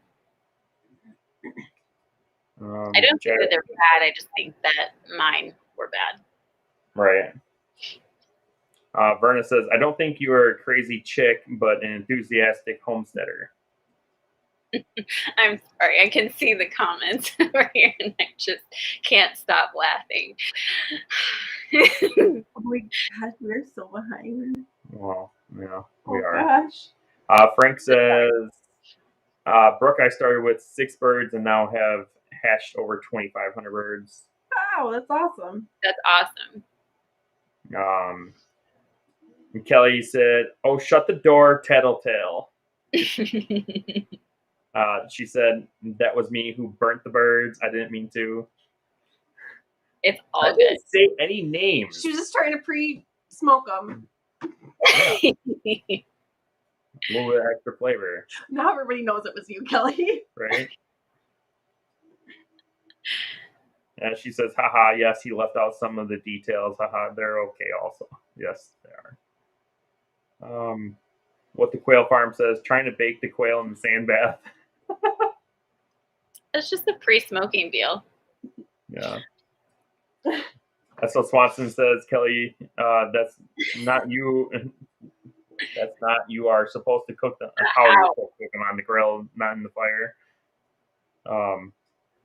Brooke says, I had Bob White's, never again. I had friends that had Chuckers, and she said never again. Orlando says, I have 16 hens and 4 males in 2 cages. When cleaning poop tray, where or how do you get rid of the poop? Oh my God, they poop a lot. I'm on 1 acre, half wooded lot. Don't want the smell lingering. Well, if you're composting, it shouldn't really smell. If it's got the right balance. Yeah. Mm-hmm. I will say that for me with the poop trays, the odor was really overwhelming until I started using like sawdust on the trays, where that way, because really the smell comes from the poop being moist. I hate that word. Moist is the grossest word, but that moisture on their waste is really where the odor comes from. So if you're able to absorb that and dry it out faster, that has seemed to be the biggest help with controlling the odor. And then you're using something that either is a byproduct if you have like sawdust from somebody who does carpentry, or you know, if you have to buy it, then at least you're not wasting it and it can still all go into the compost. Right.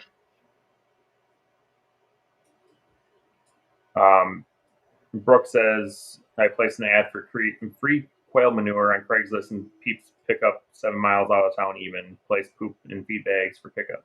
Nice. That is brilliant. Share the wealth if you don't need it. Grafted Ranch said, oh no, my battery's about dead again. I'll have to finish the live stream later. Thank you so much, WTF and Jasmine. Been a great time tonight. Good idea, advice, chat, awesome people. Until next time evening. Okay, gotcha. Good night, Matt. A lot of people saying good night. Richard Brown, my new GQF is doing good. 130 chicken in a week and half going to have to slow down. That's a lot of chicken. Yeah, that's awesome. I Richard Brown am jealous of those GQFs. They're pretty awesome. 180 to go. Holy moly. Wow. Berna says, Jasmine, I had that on my last hatch, except the older chick grabbed the newly hatched by the toe and drug it all over the incubator. Probably thought it was like a little worm or something. Mm-hmm. I've had them do that too. I'm like, you guys, you're just ready to take on the world when you hatch. Ed Got Bait says, I'm an Air Force brat.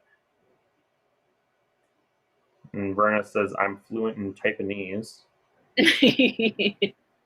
I guess. Verna said, tickle trunk is open, LOL. Oh God, here we go. Orlando says, quail chicks are mean. It's like they wait for the newly hatched to come out and they attack. Our chickens were not that way. I think it has to just do with the fact that they mature so quickly and they just are like really like they hatch and they're ready to grow. They're just like have fire under their little butts. And they're just like, let's get this going. Party. S.L. Swanson said, lesson learned, wording of the question is important. I was going to bet green. And then Ed Got Bait says, me also, but my favorite quail color is golden brown and crispy. Oh, it's a good one. I was like golden brown. I think you mean golden Manchurian, and then you read and crispy. I'm like, got it. Yeah. Ashley says, what's your guys' favorite YouTube channel for quail to follow? You can follow our channel, Chris from Slightly Redneck, or My Shire Farm. They're all great channels with great information. And if you're looking for like smaller YouTube channels, I really have enjoyed watching Grafted Branch's Homestead. Oh yeah, his like, too has been super great. I watch this stuff every once in a while. It's always fun to watch somebody go through it the first time because there's always going to be something new to learn. Somebody's going to have a new idea, and it's so fun to be like, I'm right there with you watching the whole thing. So he's been really fun to watch. I really enjoy watching Tiffany at Tealstone Homestead. So that's where we got our our first silver foxes and creme d'argent. And I took her eggs, celadon eggs and some regular, because she had mentioned on one of her shows that she was thinking about it, and we were going to pick up our silver foxes. And so I took her some with egg scissors, and I thought she was going to eat them. And she's like, "What incubator should I get?" I'm like, and she put them all in, and she had like a 90% hatch rate or something. Oh my gosh! I'd say the eggs were like, I don't know, probably like 3 days old at that point too. But she just hatched out her first generation from those, so I guess her second generation, and like just seeing that progress, I'm like, oh my god, like it's so cool. But it's funny because it's like, oops, I'm sorry guys. She's so knowledgeable in rabbits, so like I message her about rabbits, and then she messages me about quail, and like it's such a, I don't know, I love it. It's cool. Yeah, sorry, that was a long answer. Brenna says pansy fee is her favorite color. Oh, I do love those too, Berna. Richard Brown says I use poop to feed black soldier fly larvae. Which is smart, because then you can feed the black soldier fly larvae back to the quail, and then they can poop them out, and then they can eat the poop, and then they can eat the bugs. Yep. And they have really high calcium compared to mealworms, so they're a pretty good option. Kelly says matching your crazy chick, enthusiastic homesteader energy. You two in a room would be like, you want to talk about quail being entertaining? Like, yeah. Yeah. Kelly said, ain't no shame in my bird cooking game. Get it, girl. Chad said, LOL, slow cooked quail. I mean, it's almost like smoked, the, what do you call it? Like the indirect heat that, slow cook makes a really great like roast. You might be honest. And Kelly said, what are they giving away? I don't think I heard. Oh, I know I forgot something. We totally forgot. So Jasmine is sponsoring our giveaway tonight. And she said it's going to be the winner's choice of either eggs or a 30 count egg tray. Which is printed right now. It's hard to say no to eggs, but sometimes you just don't have the time to incubate eggs. Or the room. They're both really, really cool. So, and I've been like incredibly blessed. I don't know how, but I have had like the best luck. And I just felt like, you know what? I want to share the wealth and support small. So I'm really excited. Thank you. That's awesome. Ed Gappe said pre-cooked eggs before they hatch. Yeah, it was awful. Oh, they're talking about in the ash thing. Yeah. I mean, it was literally the next day I got it from the fire pit. Who knew? The birds, apparently. Yeah. Okay. Cat. The cat is going after the 3D printer right now. Kelly says, I have to put 120 eggs into lockdown tomorrow, or was it 240? It's going to take forever to candle them. Yeah. Good luck with the 120 that are coming to your house in a couple days. Oops. They just fell in the mail. Yeah. I asked her if she wanted some eggs, and I may have asked her if she wanted like 60 or 70 eggs. You said 120? And I said 120. Oh, God. Sorry, not sorry. Frank says, Jasmine, you have to go to QuailCon next year. Yes, I agree. I mean, I did kind of the same thing to Jasmine. She won an egg tray from us, and I sent her eggs. And the egg tray. We did send the egg tray, but also some eggs. Mm-hmm.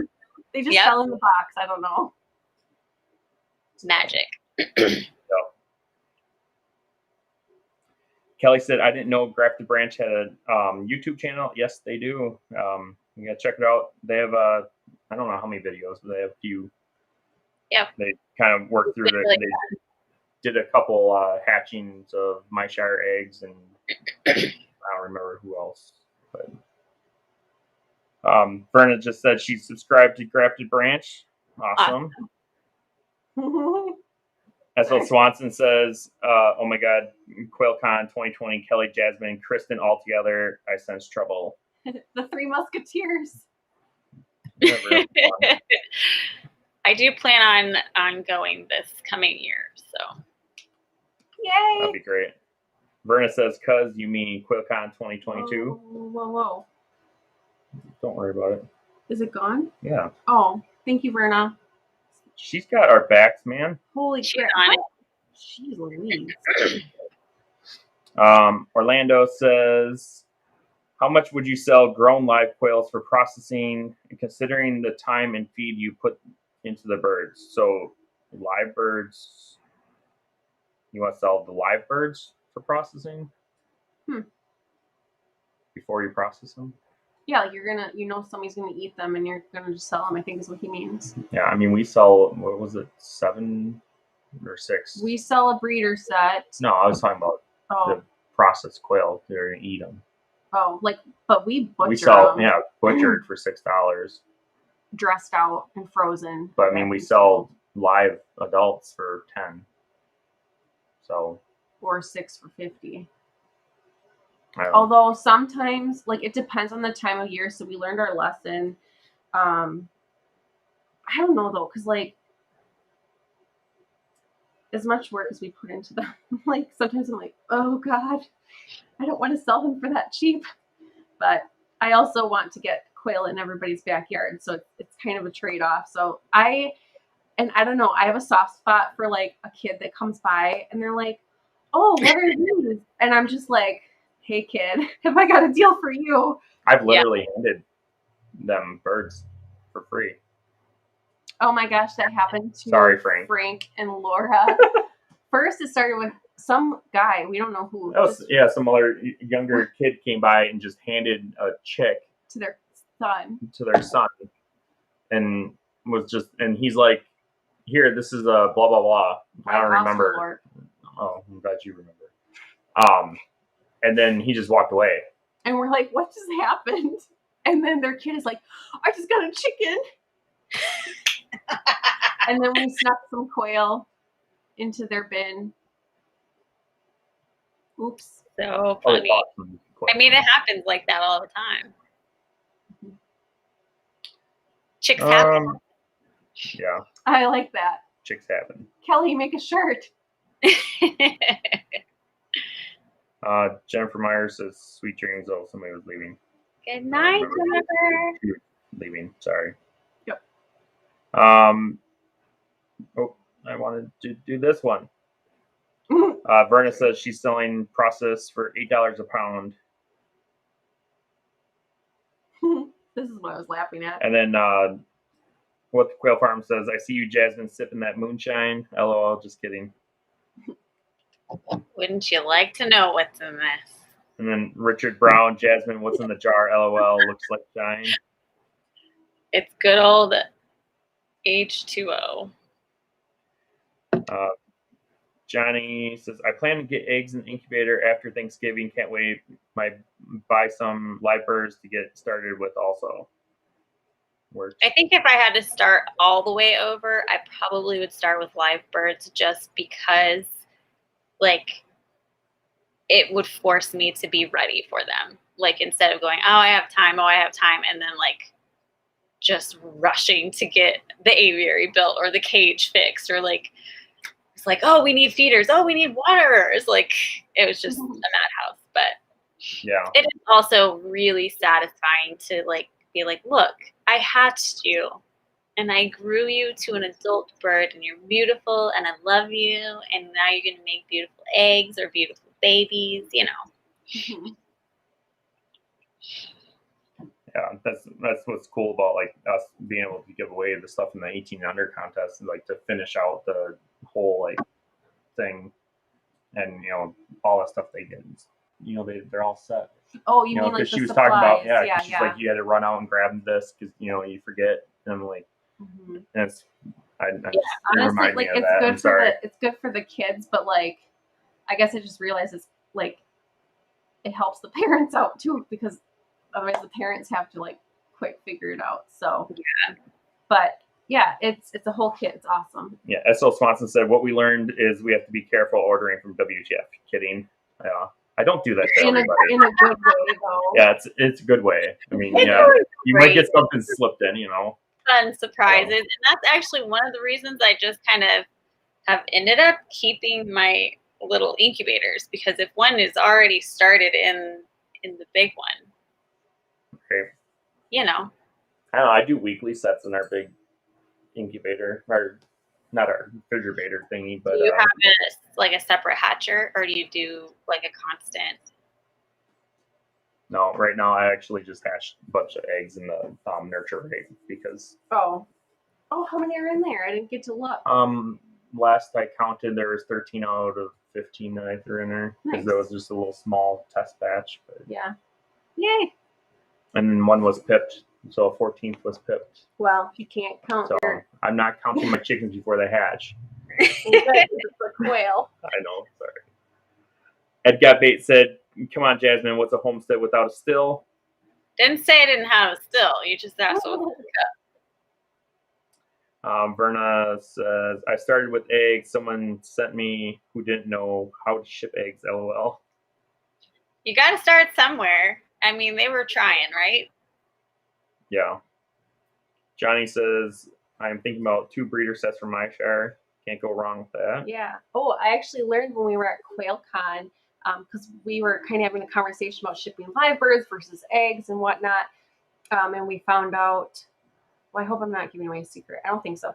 That's how they started. So Jenna kind of started the whole thing, and she started with live birds and sending out live birds. And that's why they still do it.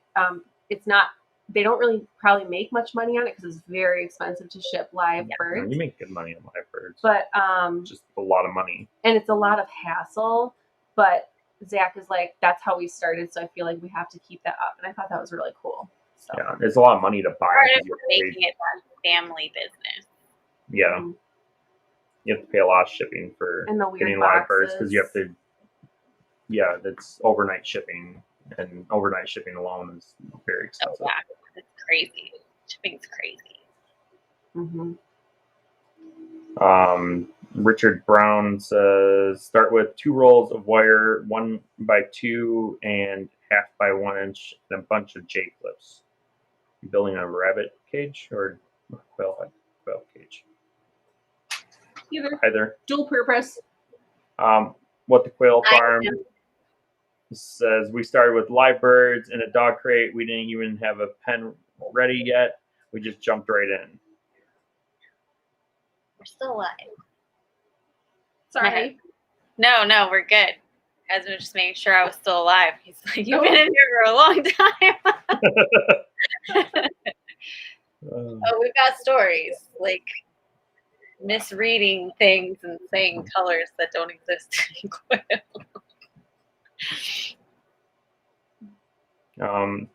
Kelly says, "S.L. Swanson, I'm getting a shipment from WTF this week." Yes, you are. Those are fun things to get in the mail. Chad says, "My next order will be WTF eggs." Yay, awesome. Thank you. Cool. S.L. Swanson said, "Kelly, I hope you have a refrigerator." She's got a very nice incubator. She does. Sportsman. Yes, I'm jelly.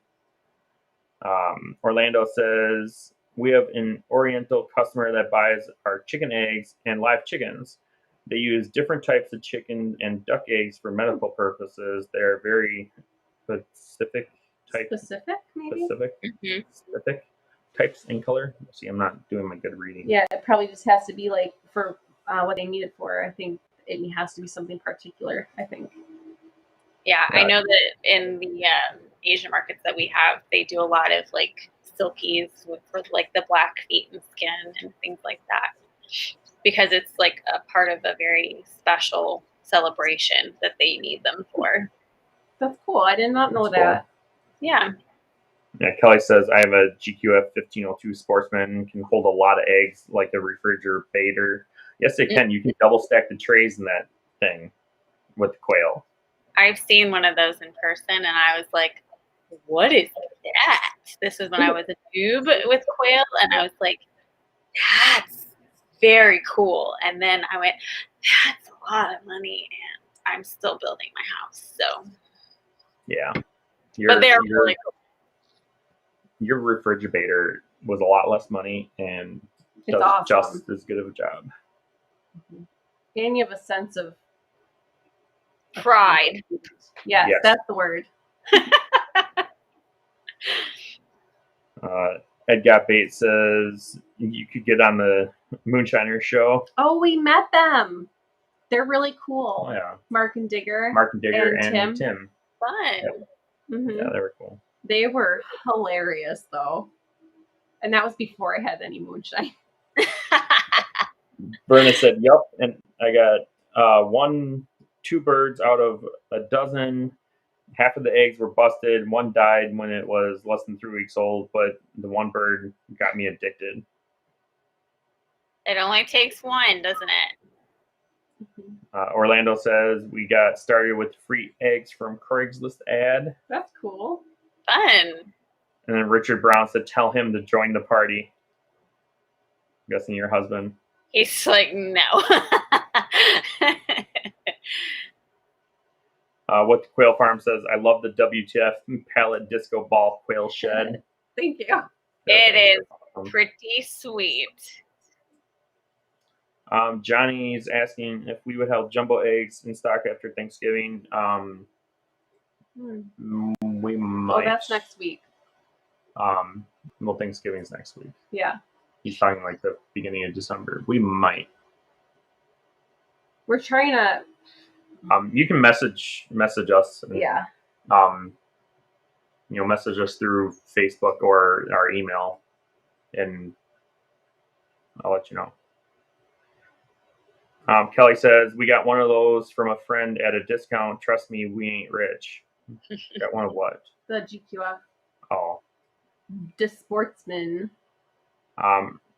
Richard Brown says, we fixed some silkies one year for my mom. Would not eat them, LOL, but they are good. I mean, they're definitely different if you're not used to seeing a chicken with black skin and feet. Mm-hmm. It's a little weird.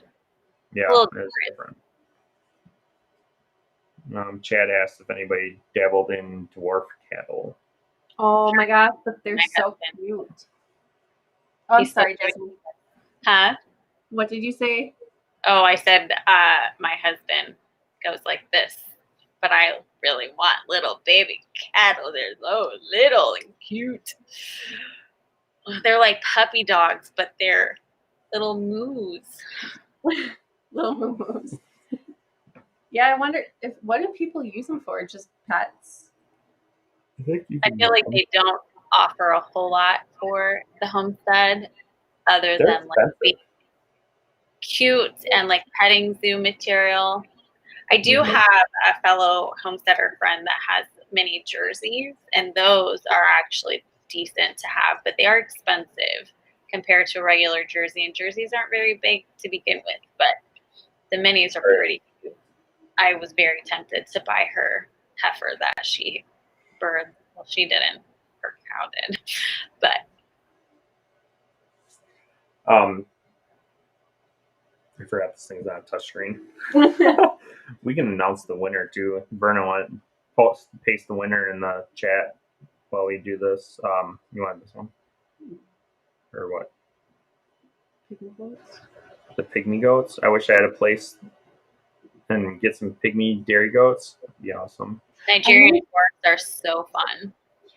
They're so cute. But I will say that you have to have really nimble fingers to milk a Nigerian dwarf because their teeth are like this big. Good for kids, probably. So hard to milk. Kelly says, I want a little moose. No, she said, I know about little moose. Oh, moose. Oh, wow. I'm like, what's a little moose? Yeah. Sorry. I'm getting tired. It's getting late. It's getting really late, you guys. Frank says, nice talk. She's not out. She's Central Time. Oh, yeah. I was thinking of Zach and Verna. Oh, no. I'm on the same time zone as you guys. I'm just an old lady. Me too. Frank says, nice live tonight. 42 likes. Night all. Have a good week and shoot straight this weekend. Thank you. Pew, pew, pew, pew. Night, Frank. They say miniature cattle can get raised faster and they do butcher them.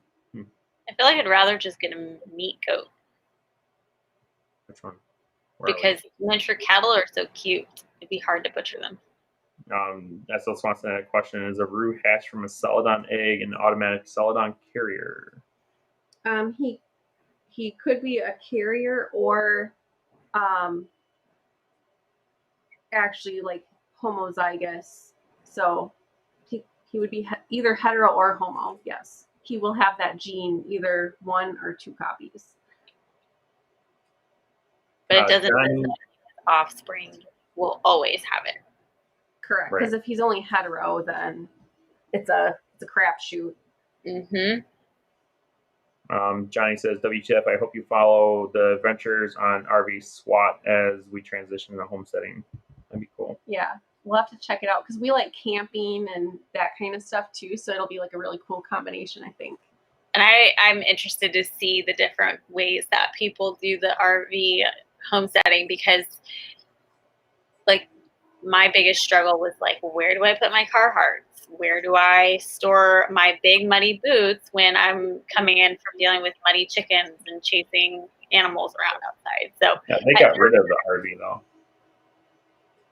Oh, he's switching it to homesteading. I got you. Yeah, they got rid of the RV and they got a cabin, they said. Gotcha. I remember that. Still seeing that their adjustment will be interesting cool. Though. Mm-hmm. Yeah, the winner tonight was we're gonna message me Orlando Mercano. So shoot us an email. You let us know if you want eggs or awesome 30 count. You can grab the one off the counter. It has no eggs in it. I used them for dinner. Ooh. Is that what smells so good? Yeah, I cooked some awesome like vegetarian dinner and then added eggs on top, so it wasn't vegetarian.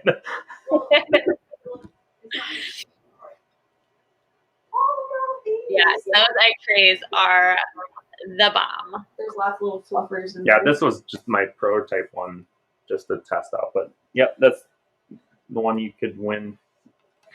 Or if you want eggs, let us know.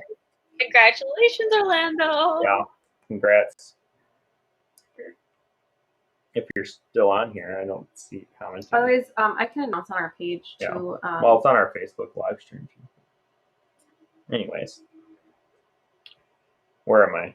Holy crap! You guys have been a really cool audience, and it's very weird to be on the opposite end.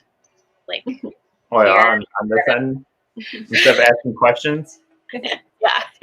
Well, thank you for coming on because like I was so excited about this and like talking to you on Facebook and like I don't know. Thank you. Yeah, yeah, I was excited to do this because I did warn you guys I was a little goofy and I proved myself with the moody green quail. So. Yes, we have to work on that color. I agree. Let's do it. Yes. I mean, what would blue always comes out as like this like diluted peachy pretty color. So maybe I can come up with a new color and call it green. Why not? I don't know. Yeah, Kelly said the miniature cows give less milk, 3 gallons a day versus 10 gallons a day, don't have as many health problems, and full-size cows need less room and roam more friendly. More friendly, yeah. They are so cute. I just don't know if I can do it. Chad says that's the dilemma: meat goats or tiny cows. Sorry, I'm laughing at the cat. Yeah. Cats are characters. Yep. He was getting all up in there. That's all I'll say. Sorry, that's TMI. Richard said I had quail and duck eggs for dinner. Ooh, fancy schmancy. Awesome. S.L. Swanson said, Jasmine, you are a natural. It was very enjoyable. I'm green about your envy. Wow. Green about your Yeah, screwed up that That joke. was a good one. Oh man, well thanks. I appreciate the compliment. Ed got bait. She's a wonderful guest. She is. Agreed. Yes. Brenna says, "LOL, Jasmine, you are special." I are special. True. And then Ann says, "Congratulations, Orlando." A bunch of other people said, "Congrats." Ed Sorry. Ed got bait. Ed got bait. Have her back. Yes, sir. We can have her on anytime. Well, I got a couple new projects I'm going to work on over the next couple of months, so we'll have some fun things. Awesome. And then Ann says, "Jasmine's a hoot." Yes. I suppose with that, we are at the end. Thank you guys for joining. Thank you, Verna. And of course, thank you, Jasmine. Yes. Well, thank you guys. It was super fun to share what I have going on. And like the homestead is just, it's an ever evolving thing. And Quail just happens to be at the front of it right now because it's one of the newest things. And yeah, and I've really enjoyed being part of this community. Community is a big thing for me. So it's like, you guys are like my fam bam. Because I can geek out about quail and homesteading. Yeah. And yeah, it's good. And I love learning from everybody. So thank you guys for listening to this goofy girl from Missouri talk about all her quails and things. All right. Bye. Thanks, guys.